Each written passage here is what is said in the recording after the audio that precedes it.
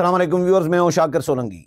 Viewers, दो खबरें हैं। एक तो फैसल वाडा ने बड़ा दावा किया है कि इमरान खान को पागल करार देने की साजिशें की जा रही हैं, और वो भी पीटीआई की जानिब से, पीटीआई के रहनुमाओं की जानिब से पागल करार देने की। और फिर ये भी कहा है कि इमरान खान को कत्ल करने की भी साजिश की जा रही है।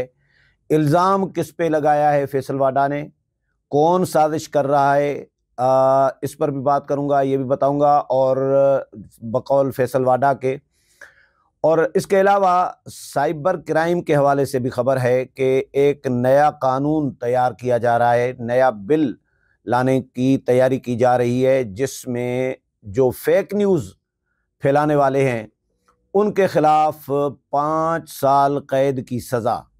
फेक न्यूज़ पर आज ही एक इस्लामाबाद की डिस्ट्रिक्ट अदालत से एक फ़ैसला आया है साइबर क्राइम के हवाले से। मैंने पिछले व्लॉग में बताया था, उसमें 2013 का मुकदमा था, और उसको मुलजिम को जुर्म साबित होने पर 8 साल की कैद की सज़ा दी गई है, और 2 लाख रुपए का जुर्माना भी आयद किया गया है।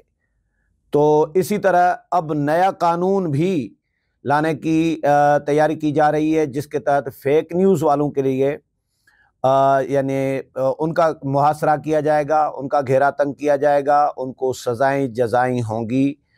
पहले ख़बर में आपको पढ़कर सुनाता हूँ सज़ा जज़ा की, साइबर क्राइम की जो बिल तैयार किया जा रहा है।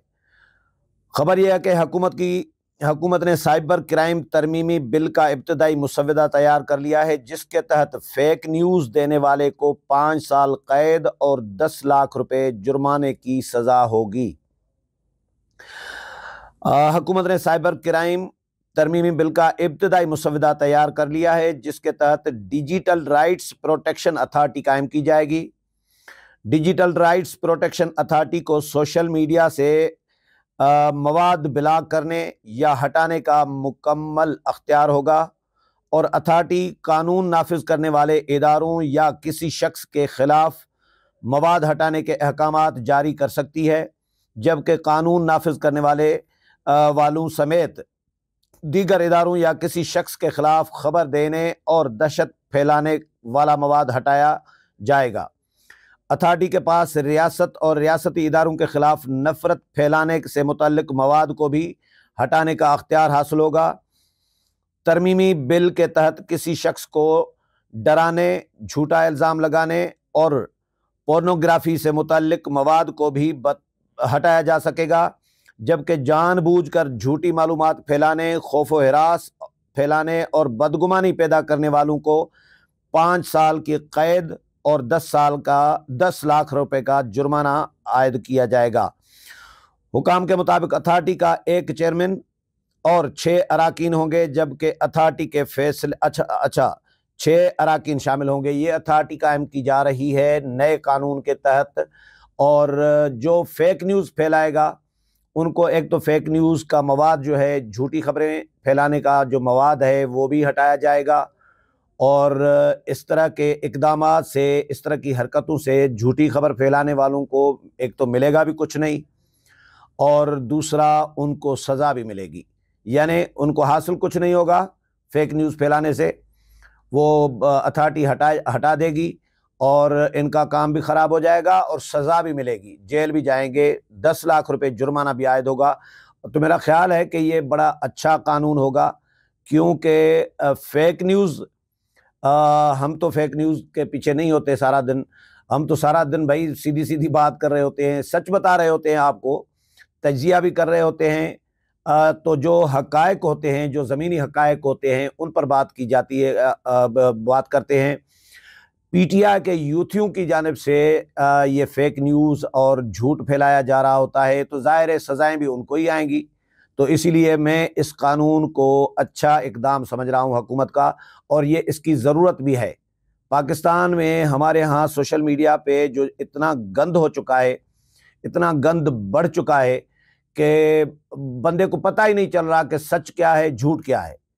क्योंकि पीटीआई ने तो ये ठेका उठाया हुआ है कि भाई झूठ को इतना फैलाओ, इतना फैलाओ, इतना फैलाओ कि वो लोगों को सच लगने लगे।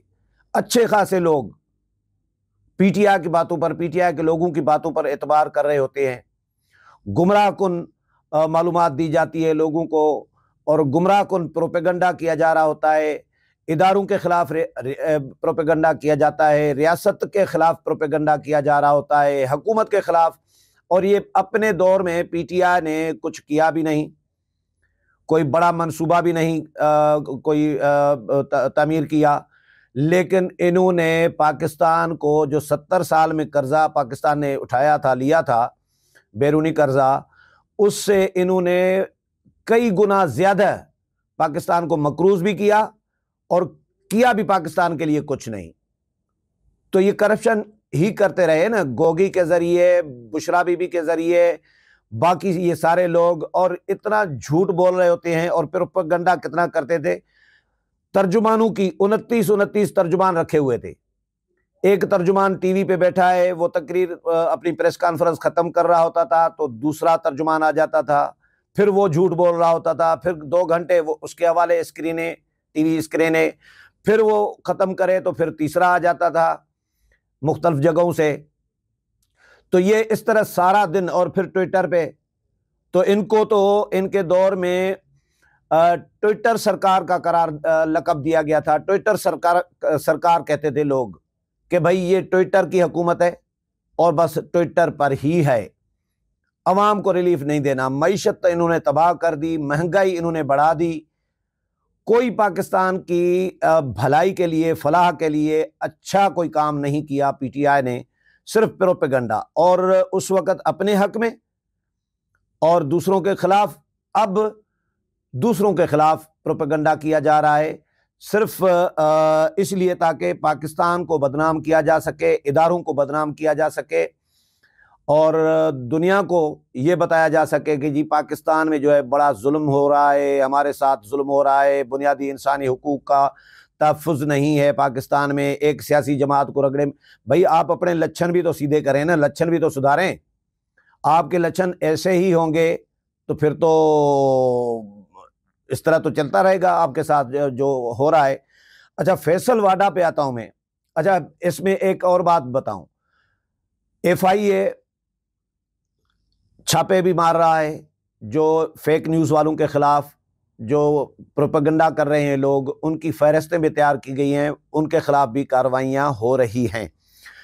अच्छा, फैसल वाडा जो हैं वो ऐसे बात नहीं करते, आजकल अनऑफिशियल समझें तर्जुमान बने हुए हैं इस्टेब्लिशमेंट के।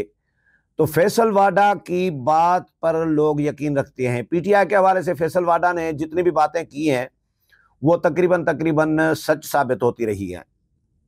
वो एडवांस में बताते रहे हैं कि अब इस तरह होने वाला है, अब इस तरह होने वाला है, अब इस तरह होने वाला है। तो इमरान खान के हवाले से फैसल वाडा ने दावा किया है कि इमरान खान को पागल करार देने के बाद फिर कत्ल करने की साजिश की जा रही है।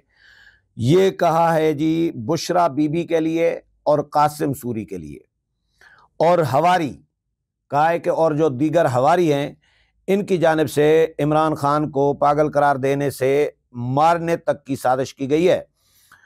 फैसल वाडा का कहना है कि ये सब मिलकर पार्टी बानी चेयरमैन पीटीआई को इस दलदल में ले जा रहे हैं जहां से वापसी मुमकिन नहीं है।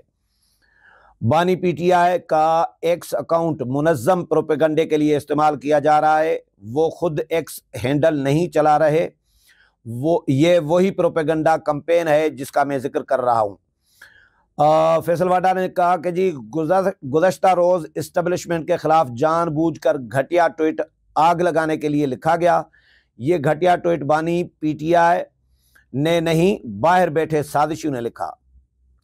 बानी पीटीआई ने अच्छा और मस्बित फैसला किया है कि हुकूमत से बातचीत की जाए और सड़कों की बजाय असेंबलियों का रुख किया जाए। ये भी खबर है कि पीटीआई ने, इमरान खान ने पीटीआई के लोगों को हिदायत दी हैं कि भाई अब सड़कों पर धक्के न खाएं, सड़कों पर एहतजाज न करें, अब पार्लियामेंट में जाएं और जो लड़ाई है हमारी पीटीआई की वो पार्लियामेंट में जाकर लड़ें। तो ये अच्छा कदम है, अच्छा फैसला है, और ये खान साहब से तवक्को नहीं होती इस तरह के फैसले की, लेकिन खान साहब ने देखा कि सारे दरवाजे बंद हैं, कहीं से वेंटिलेशन नहीं आ रही, कहीं से रोशनदान खुला नज़र नहीं आ रहा, तो कहीं से खिड़की खुली नज़र नहीं आ रही। तो ये खान साहब ने मजबूरी में जहर का घोंट पिया है, समझे, पार्लियामेंट का नाम लेके, पार्लियामेंट का रुख इनको करा के। तो बहरहाल फिर भी अच्छा इकदाम है। बानी पीटीआई के एक्स अकाउंट को वक्ती तौर पर नज़रअंदाज करें वरना ज़्यादा नुकसान होगा, ये फैसल वाडा का दावा है।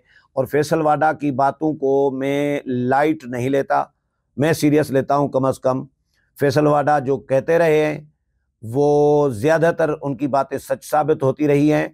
तो अल्लाह खैर करे। हम तो दुआ करेंगे कि खान साहब की को अल्लाह हयाती दे। ऐसे मरने की तो किसी की के लिए भी दुआ नहीं करेंगे, लेकिन साजिश हो रही है फैसल वाडा के बकौल, वो भी पीटीआई के अपने ही, खान साहब के अपने ही बंदे कर रही हैं। बुशरा बीबी उनकी अहलिया और कासिम सूरी, जिन्होंने खान साहब को, जो खान साहब के बहुत करीब थे, डिप्टी स्पीकर कौमी असेंबली खान साहब ने बनाया और खान साहब को मशवरा भी दे रहे थे कि इस्लामिक टच दें तकरीर में, लोगों को बेवकूफ़ बनाएं। तो ये कासिम सूरी है जिन पर इल्ज़ाम है कि वो इमरान खान को पागल करार देने की साजिश कर रहे हैं।